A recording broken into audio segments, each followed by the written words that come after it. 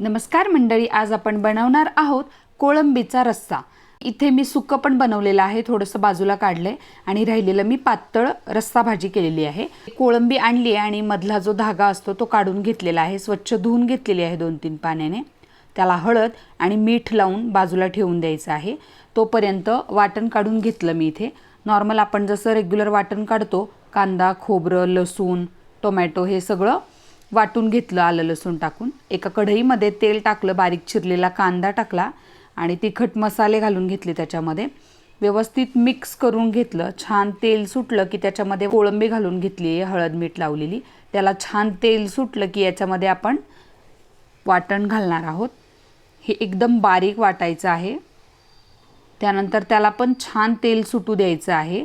सगळीकडनं व्यवस्थित परतलं, तेल सुटलं की बघा हे असं दिसतं। ह्यातलं तुम्हाला हवं तर तुम्ही मीठ टाकून मसाला बाजूला काढून घ्या थोडंसं, तर ते सुक्क पण होऊन जाईल तुमचं। आणि मग त्याच्यामध्ये गरम पाणी तुमच्या गरजेनुसार तुम्ही ओतू शकता, किती घट्ट पातळ हवं आहे तसं। नंतर शिजायला वेळ लागतो ह्याला चांगला बराच, म्हणून 10-15 मिनटं तुम्ही गॅसवरती, बारीक गॅसवरती याला ठेवायचं आहे। आणि मग आपला रस्सा रेडी आहे। थोडीशी कोथिंबीर टाकून घेऊ शकता तुम्ही याच्यामध्ये। हा झाला आपला कोळंबीचा रस्सा। Thank you so much.